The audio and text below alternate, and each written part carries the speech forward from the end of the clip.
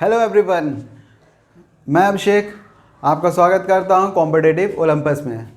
जैसा कि हम बात कर रहे थे इंडियन पॉलिटी के पार्ट 2 यानी सिटीजनशिप के बारे में, और हमने देखा था आर्टिकल 5 से लेके 11 तक की बात कर ली थी। 5 से लेके 11 तक हमें ये बताता है कि 26 जनवरी 1950 तक कौन कौन सिटीजनशिप लेने के काबिल है, यानी किसको नागरिकता दी जाएगी। अब हम बात करेंगे सिटीजनशिप अमेंडमेंट एक्ट 1955 के बारे में, यानी ये बताएगा कि आगे क्या प्रोसीजर रहेगा सिटीजनशिप देने के लिए। तो आइए देखते हैं, अपना हम सेकंड पार्ट इसी में चालू करते हैं सिटीजनशिप एक्ट 1955 के बारे में। सिटीजनशिप एक्ट 1955 हमें ये बताता है कि 5 तरीके वो कौन से हैं जिससे हमें नागरिकता मिलेगी, और वो 3 तरीके कौन से हैं जिससे हम नागरिकता अपनी छोड़ सकते हैं या हमारी वंचित की जा सकती है। तो आइए शुरू करते हैं। तो हम देखते हैं सिटीजनशिप एक्ट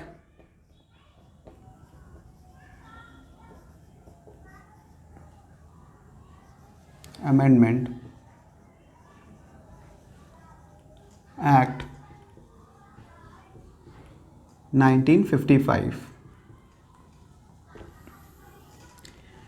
हमने जब आर्टिकल 11 की बात की थी तो उसमें यह बताया था कि पार्लियामेंट के पास ये ताकत है कि वो क्या कर सकती है, वो कोई भी सिटीजनशिप के लिए लॉ बना सकती है। तो इसी के तहत उसने आर्टिकल 11 के तहत सिटीजनशिप अमेंडमेंट एक्ट 1955 लागू किया। इस एक्ट में ये बताया गया कि 5 तरीके कौन कौन से होंगे। तो सबसे पहले सिटीजनशिप बाय बर्थ, यानी जन्म से आप कैसे पा सकते हैं नागरिकता। इसी को हम देखते हैं, आगे देखते हैं नेचुरलाइजेशन से कैसे पाते हैं, सिटीजनशिप बाय नेचुरलाइजेशन।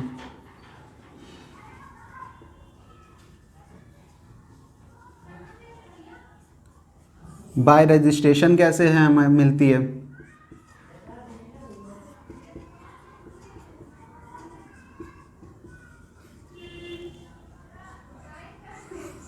अगर कोई टेरिटरी ऑक्युपाई कर लेती है तो वो कौन से तरीके से मिलती है, इसके बारे में भी हम देखेंगे। Birth, naturalisation, registration, and last one is will be the descent. Descent से कैसे, मतलब हमारे पूर्वज रहेंगे तो हम उनसे कैसे मिल सकती है हमें सिटीजनशिप। इन सब चीज़ों की बात करेंगे, और साथ ही साथ हम वो 5 तरीके की बात, 3 तरीके की बात करेंगे जिससे हम नागरिकता अपनी छोड़ सकते हैं। कौन कौन सी होती है? एक होती है टर्मिनेशन बाय द गवर्नमेंट, यानी गवर्नमेंट अपनी कैसे गवर्नमेंट कैंसिल करेगी। अगर आप सिटीजनशिप किसी और देश की ले लेंगे तो गवर्नमेंट टर्मिनेट कर देगी। एक होता है अपने आप से छोड़ना, ठीक है, सेल्फ, मतलब सेल्फ छोड़ देंगे। और तीसरी होती है डिप्राइवेशन, ठीक है। तो वो देखते हैं कौन कौन सी होती है। एक हो जाएगा टर्मिनेशन बाय गवर्नमेंट,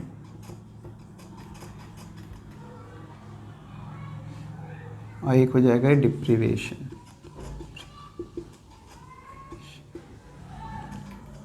और एक हो जाता है आपका termination by the government, deprivation, और एक हो जाएगा आपका क्या कहते हैं,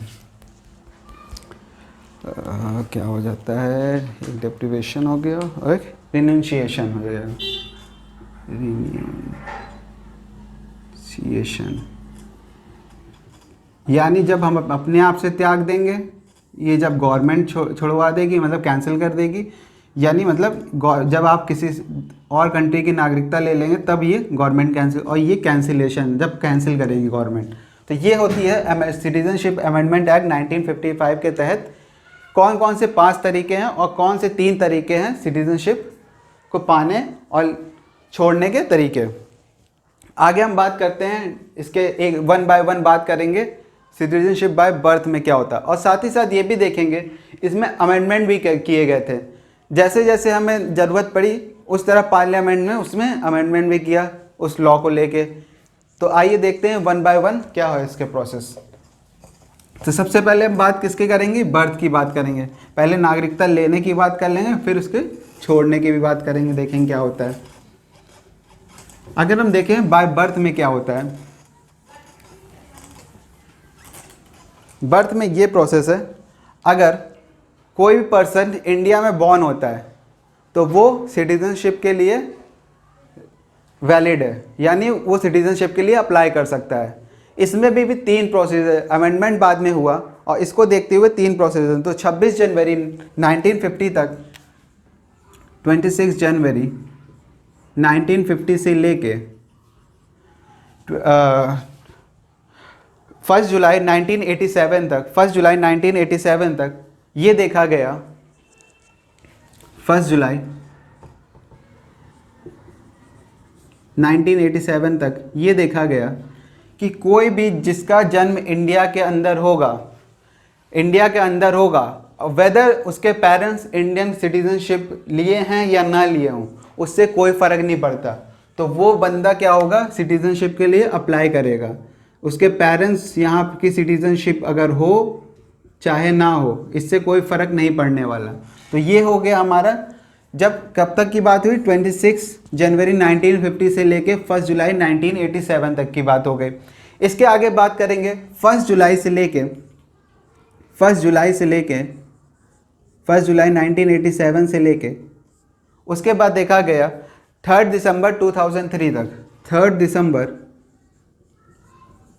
2003 में तक ये देखा गया।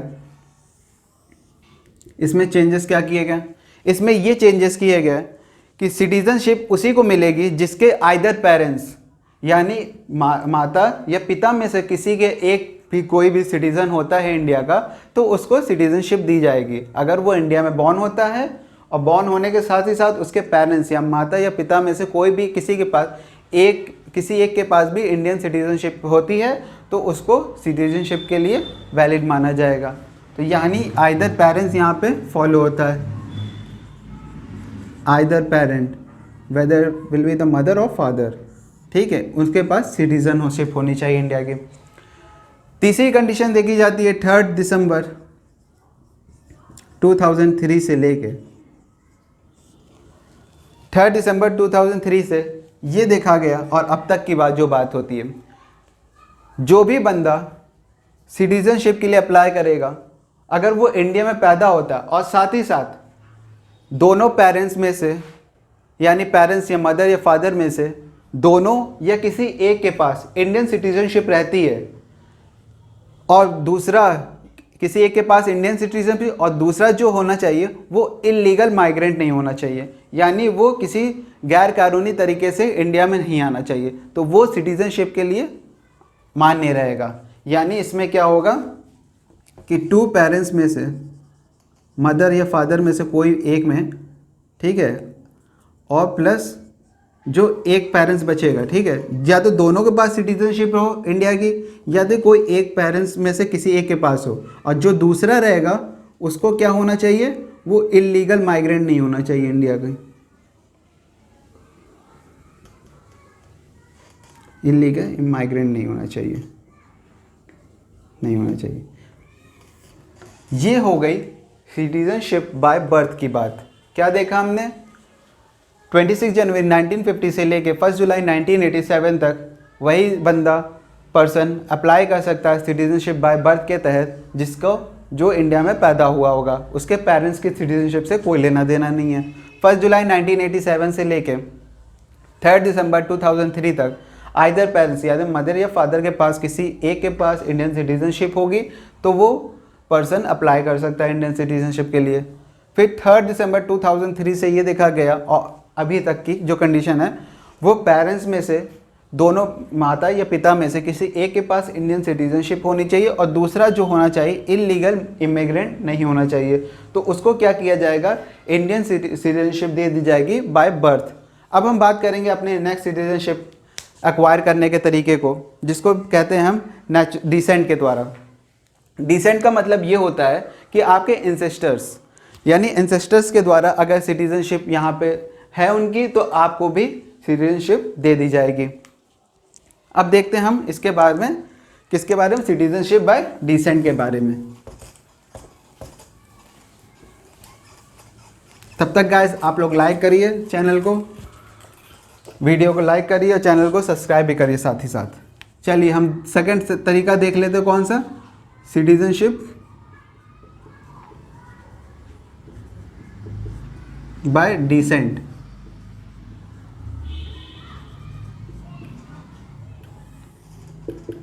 इसमें क्या तरीका है?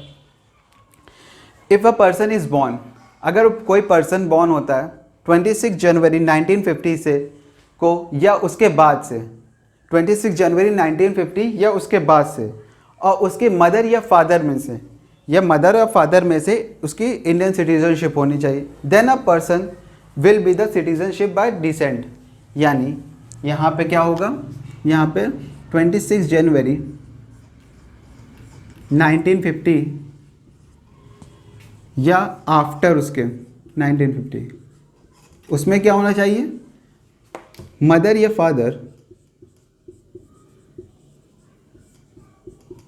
अगर इंडियन सिटीजन हैं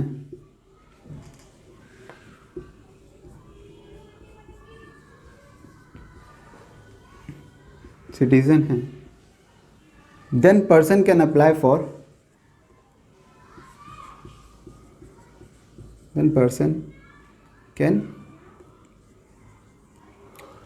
फॉर citizenship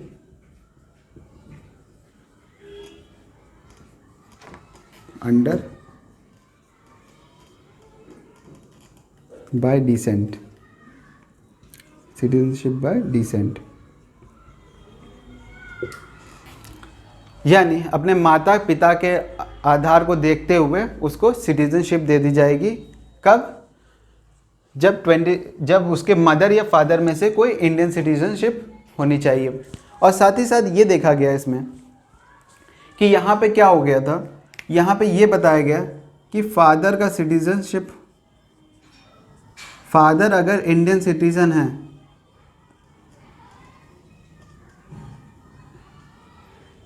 तब ये वैलिड होगा। मगर हुआ क्या, इसको देखते हुए डिस्क्रिमिनेशन की बात हुई, वुमेन्स के लेके रिलेटेड डिस्क्रिमिनेशन हुआ। तो होता क्या है, तो मदर बेस्ड सिटीजनशिप कब लाई गई? 1992 में। यानी अगर मदर या फादर में से कोई भी एक या दोनों, अब क्या हो गया यहाँ पे, मदर बेस्ड सिटीजनशिप भी देने लगी। कब? 1992 में एक अमेंडमेंट किया गया, अमेंडमेंट एक्ट 1992 में ये अमेंडमेंट किया गया अंडर सिटीजनशिप बाय डिसेंट। उसमें क्या किया गया, मदर बेस्ड सिटीजनशिप भी प्रोवाइड कर दी, क्योंकि उस पहले क्या था, पहले ये था कि सिटीजनशिप जो होगी वो फादर के ऊपर होगी, मतलब फादर की अगर इंडियन सिटीजनशिप है तो उस पर्सन को इंडियन सिटीजनशिप दी जाएगी अंडर डिसेंट कंडीशन।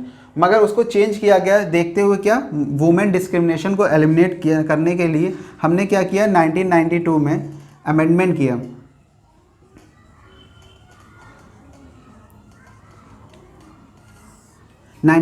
में भी अमेंडमेंट किया गया और मदर बेस्ड सिटीजनशिप देने का प्रावधान किया गया।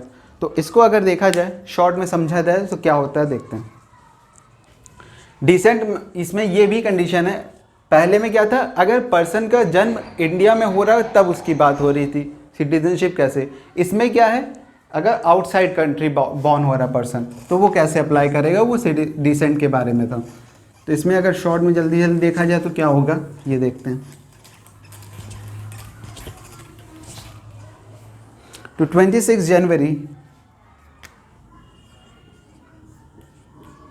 1950 से लेके 26 जनवरी 1950 से लेके 10 दिसंबर 1992 में 10 दिसंबर 1992 में ये देखा गया कि अगर, और इसका फादर के पास अगर सिटीजनशिप है, फादर सिटीजनशिप मैंडेटरी मान देगी।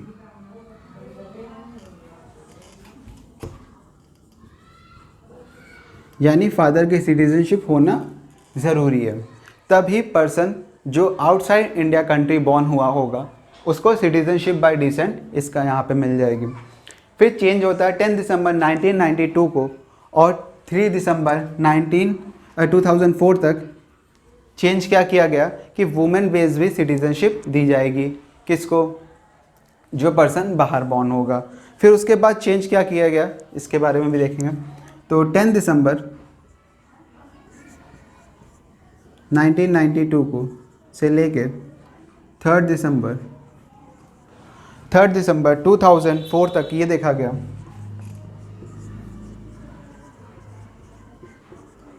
कि मदर को भी अलाउ किया गया। मदर सिटीजनशिप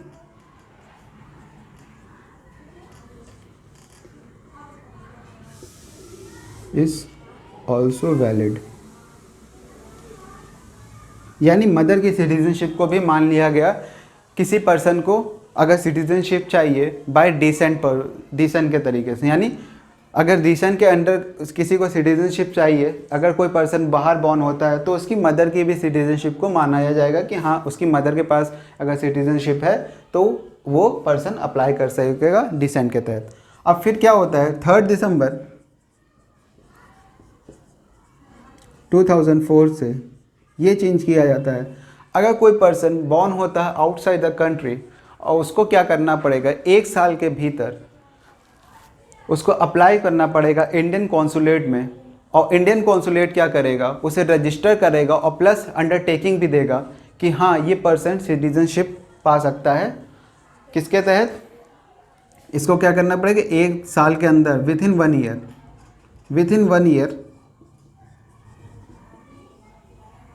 1 ईयर अप्लाई करना पड़ेगा इंडियन कॉन्सुलेट में, और वो कॉन्सुलेट क्या करेगा, वो वेरीफाई करेगा और प्लस क्या करना पड़ेगा, रजिस्टर कर लेगा उसे, प्लस अंडरटेकिंग भी देनी पड़ेगी उसे।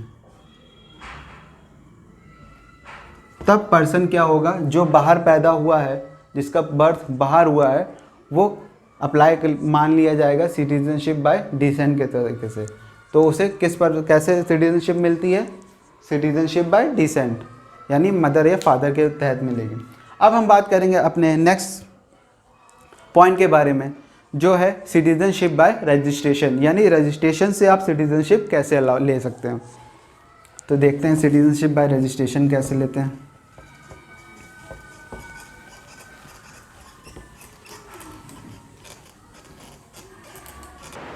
आइए देखते हैं अब सिटीजनशिप बाय रजिस्ट्रेशन, यानी रजिस्ट्रेशन के द्वारा हम कैसे सिटीजनशिप पा सकते हैं। तो देखिए, अगर कोई इलीगल माइग्रेंट नहीं है, अगर इलीगल इमिग्रेंट नहीं है हमारे कंट्री में, वो कैसे अप्लाई करेगा सिटीजनशिप के लिए बाय रजिस्ट्रेशन प्रोसेस। उसके लिए ये कंडीशन फॉलो होनी चाहिए।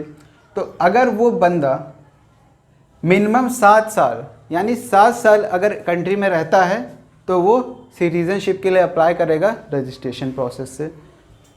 अगर before registration he should live 12 month, registration apply करने से उसे लगातार कंटिन्यूसली 12 मंथ अपनी कंट्री में रहना है, या तो ये कंडीशन या 7 साल तो रहना ही मिनिमम, और साथ ही साथ कंटिन्यूसली, यानी कंटिन्यूसली उसे 12 मंथ रहना ही है अपनी कंट्री के अंदर। Out of 8 year his domicile in India should be at least 6 year, यानी 6 साल में, मतलब 8 सालों में से 6 साल उसे कंट्री में रहना है। कम से कम 6 साल कंट्री में रहना, 8 सालों में कम से कम 6 साल अपनी कंट्री में रहना ही है, तब वो सिटीजनशिप के लिए अप्लाई करेगा रजिस्ट्रेशन प्रोसेस से। If a person is married to the Indian citizen and he should be living for 7 year, यानी अगर कोई पर्सन इंडियन सिटीजन का है, उसके साथ उसकी मैरिज हो जाती है, तो कम से कम उन दोनों को 7 साल के लिए एक साथ रहना पड़ेगा, तब वो पर्सन रजिस्ट्रेशन के लिए वैलिड माना जाएगा। वो रजिस्ट्रेशन के द्वारा अप्लाई कर सकता है इंडियन सिटीजनशिप के लिए। नेक्स्ट पॉइंट देखते हैं हम लोग, क्या है इसमें, Indian citizenships child below 18 year, यानी 18 साल के कम आयु के बच्चे को वो अप्लाई कर सकता है इंडियन सिटीजनशिप के लिए बाय रजिस्ट्रेशन प्रोसेस, अगर उसके माता या पिता होंगे तो। किसमें? इंडियन सिटीज़न होगी। फिर नेक्स्ट पॉइंट क्या, person who is registered as Indian overseas card for the last 5 years before registration living for 12 month. अब हमने देखा था जब आर्टिकल 5 से लेकर 11 तक की हम बात कर रहे थे तो उसमें हमने एक बात की थी, OCI इंडियन ओवरसीज सिटीज़न की बात की थी। तो उसमें इंडियन ओवरसीज़ वाले जो थे, हमारी नेबरिंग कंट्री वाले थे, उनको हम कहते थे। तो वो अगर ऐसा कोई person who is registered Indian overseas citizen registered है फॉर द लास्ट 5 ईयर और before registration living for 12 month, यानी अगर वो इंडियन ओवरसीज कार्ड है उसके पास तो वो 5 साल में से लास्ट 5 ईयर में से उसे इंडिया में तो रहना है और साथ ही साथ आखिरी के जो 12 मंथ हैं उसे कंटिन्यूसली इंडिया में रहेगा। तो वो क्या कर सकता है, रजिस्ट्रेशन कर सकता है सिटीज़नशिप के लिए, इंडियन सिटीज़नशिप के लिए। ये हो गई हमारी बात सिटीज़नशिप बाय रजिस्ट्रेशन की बात। अब हम अगले पार्ट में बात करते हैं, यानी अगला पॉइंट जो होगा हमारा सिटीज़नशिप बाय नेचुरलाइजेशन। नेचुरलाइजेशन में देखेंगे सिटीज़नशिप कैसे मिलती है।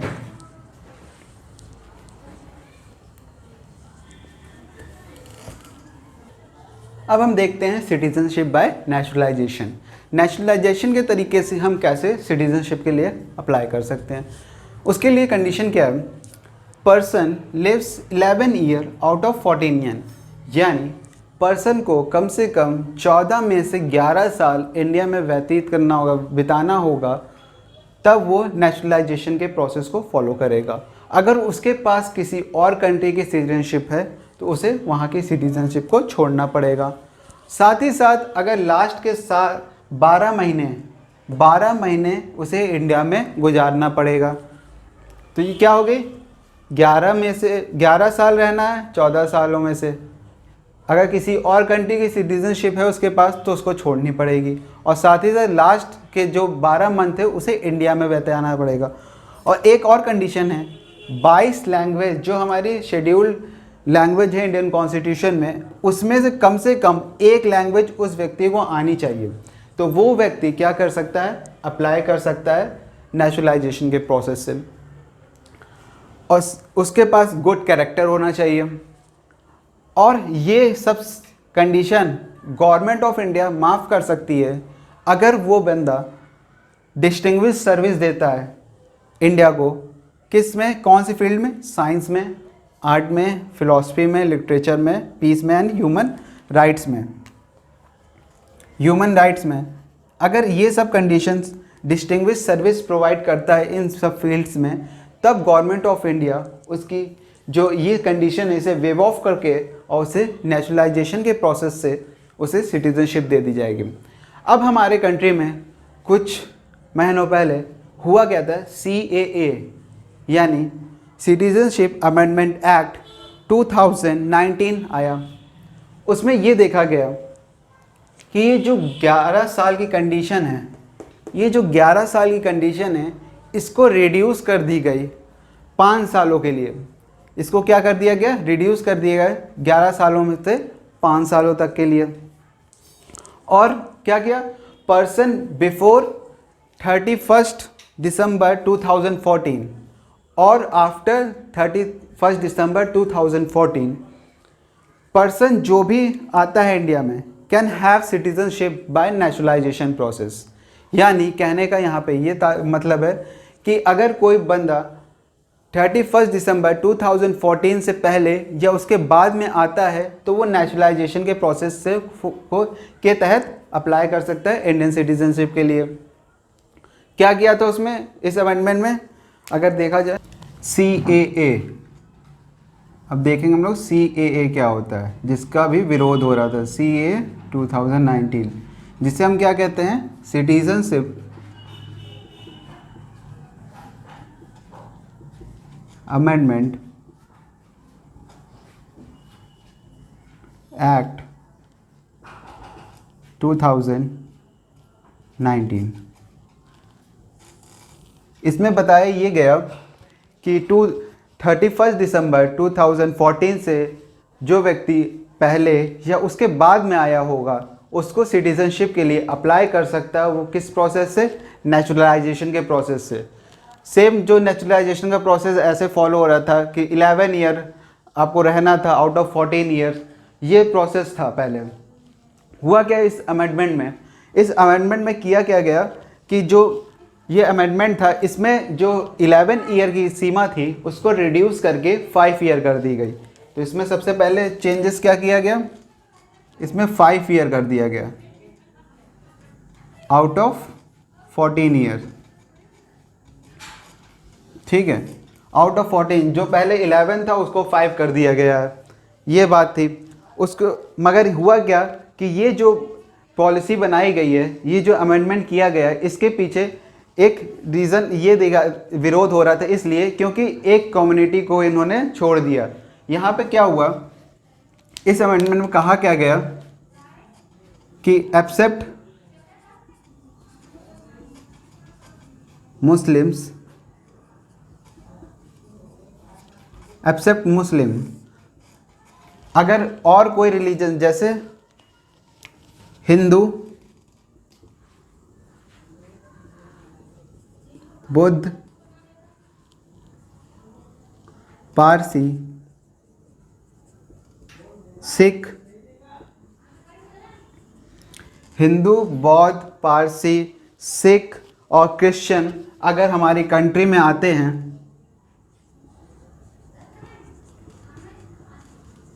क्रिश्चियन अगर ये कम्युनिटी आती है हमारी कंट्री में, वो भी किस देश से? इसमें भी कहा गया कौन सी कंट्री से? अफगानिस्तान, अफगानिस्तान, बांग्लादेश एंड पाकिस्तान।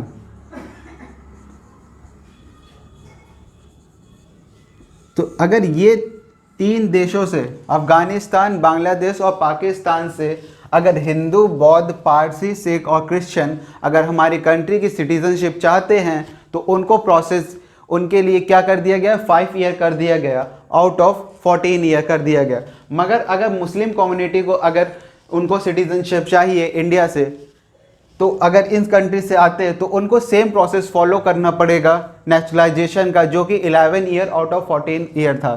तो उनको 11 साल रह के आना पड़ेगा। मगर ये 5 साल कर दिया गया किसके लिए? हिंदू, बुद्ध, पारसी, सिख और क्रिश्चियंस के लिए। इसी को देखते हुए मुस्लिम कम्युनिटीज़ ने विरोध किया अपने देश में और सीएए का बहुत विरोध हुआ। इसी को लेकर ये सब विरोध हुए और इसीलिए इतना ये चर्चा में रहा सीएए 2019 एक्ट का। अब देखेंगे हम, अगली बात करेंगे अपने नेक्स्ट पॉइंट की, जो हमारा सिटीजनशिप है बाय एक्वायर्ड टेरिटरी। यानी टेरिटरी अगर कोई ऑक्यूपाई करते हैं हम किसी कंट्री की, तो उसके तहत हमें सिटीजनशिप कैसे मिलती है।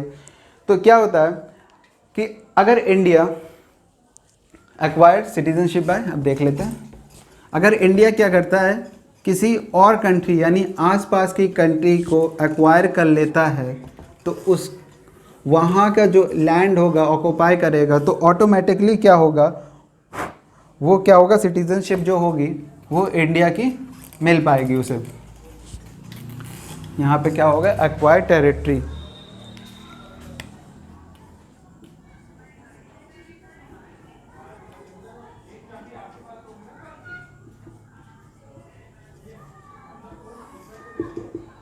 अगर इंडिया यहाँ पे क्या, citizenship by acquired territory, India ने क्या किया, बगल वाली कंट्री का क्या हुआ, लैंड ऑक्यूपाई कर लिया।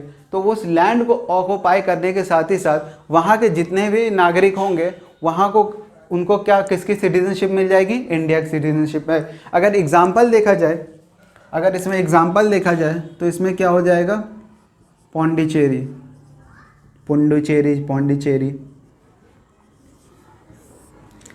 तो इसमें क्या था कि जो पहले क्या था कि जो ये था पौंडीचेरी था, ये यूरोपियंस के कंट्रोल में था।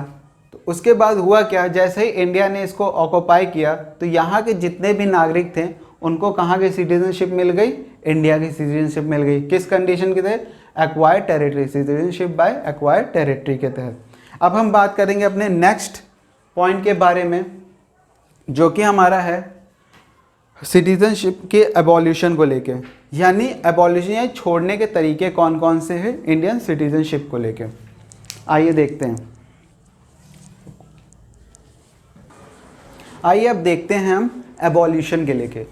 एबॉल्यूशन ऑफ सिटीजनशिप, अभी हमने क्या देखा था, एक्वायर कैसे करनी थी हमें सिटीजनशिप। अब हम कैसे देखेंगे एबॉल्यूशन, यानी कैसे छोड़ी जाती।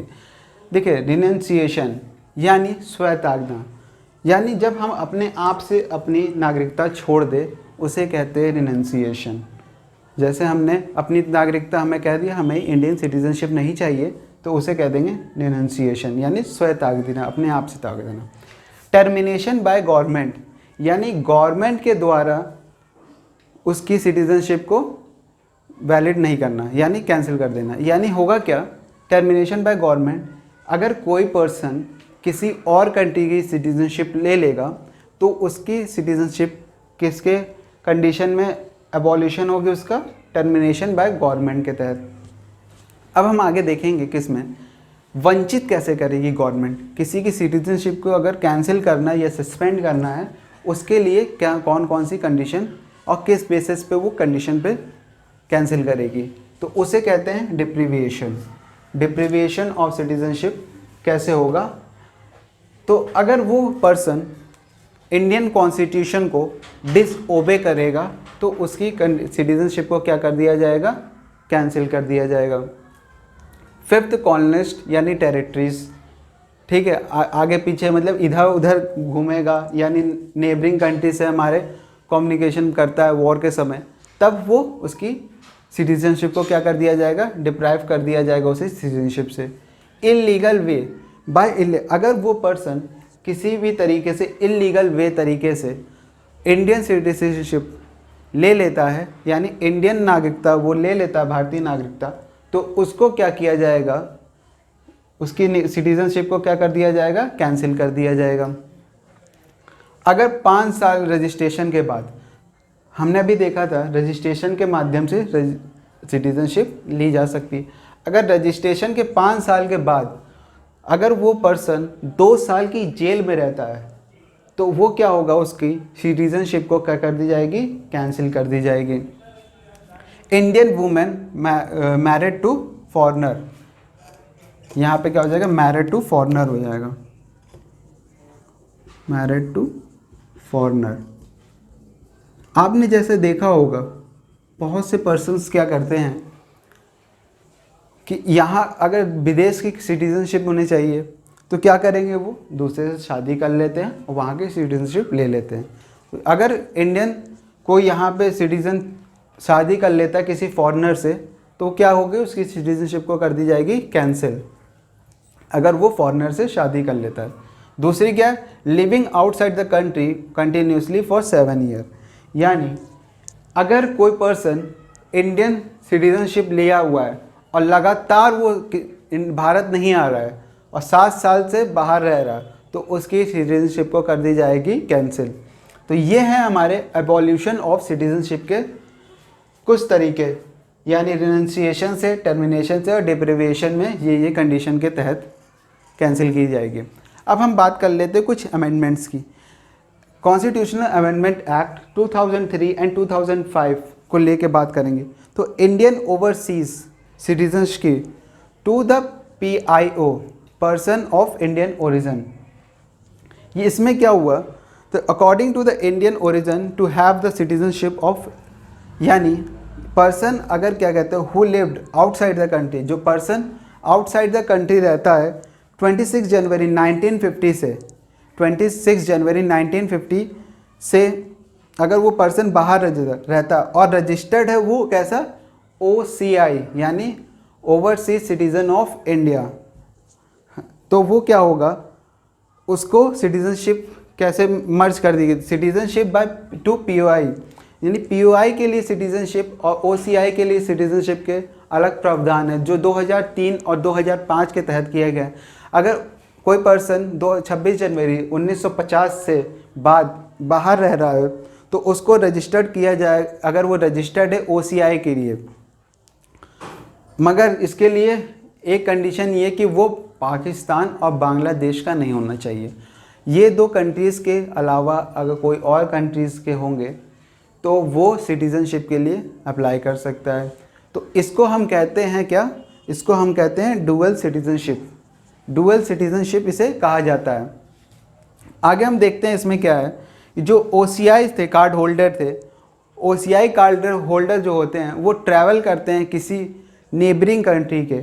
अगर हमने किसी पर्सन को OCI कार्ड होल्डर है तो वो विदाउट वीज़ा ट्रैवल कर सकेगा हमारे कंट्री में, मगर उसके पास क्या नहीं होगा, उसके पास राइट टू वोट नहीं होगा, इक्वल अपॉर्चुनिटीज़ नहीं होंगी, जो कि हमारा राइट टू वोट किस में मेंशन है, आर्टिकल 323 में मेंशन है। अब हम देखेंगे सिटीज़नशिप एक्ट 2015 में क्या हुआ। जो PIO थे, PIO कार्ड होल्डर थे, उनको OCI के साथ मर्ज कर दिया गया और मर्ज करने के साथ ये बोला गया कि आपके पास वोट करने का अधिकार नहीं है। और साथ ही साथ ये देखा गया OCI और PIO को मर्ज करा गया और कहा गया कि आपके पास वोट करने का अधिकार नहीं है। मगर जो हमारे NRI हैं, ठीक है, NRI प्रवासी हैं, जो जब हम देखते हैं जनवरी में हम क्या प्रवासी दिवस मनाते हैं। क्यों मनाते हैं? गांधी जी इस दिन आए थे साउथ अफ्रीका से। तो जो NRIs होते हैं हमारे, तो उनके पास क्या होता है, डिफरेंस क्या है POIs, OCI और NRIs में। POIs और OCI के पास वोटिंग राइट्स नहीं होते, मगर NRIs के पास जो हैं उनके पास वोटिंग राइट्स होते हैं। ये सब थे हमारे सिटीज़नशिप को लेके पाने के अधिकार के तरीके और इसको छोड़ने के तरीके थे। कैसे हम सिटीज़नशिप या भारत की नागरिकता को ग्रहण कर सकते हैं और त्याग सकते हैं, ये थे कुछ तरीके। और कैसे गवर्नमेंट हमारे, और हमने ये भी देखा इसमें कि CAA का विरोध क्यों हुआ, किसके लेके, और इसमें OCI और POI NRI की भी बात की हमने। तो ये हो गई हमारी नागरिकता पाने की तरीके और छोड़ने के तरीके। अगली पार्ट में जब हम मिलेंगे तो हम बात करेंगे बहुत ही इम्पॉर्टेंट टॉपिक, जो रहेगा हमारा मौलिक अधिकार, यानी मौलिक अधिकार जो कि हमारा इंडियन कॉन्स्टिट्यूशन में पार्ट 3 में मेंशन है। आपको ये जानना बहुत ही ज़रूरी है कि आपके मौलिक अधिकार क्या हैं। इसको लेके हम बात करेंगे पार्ट 3 में। तब तक के लिए धन्यवाद।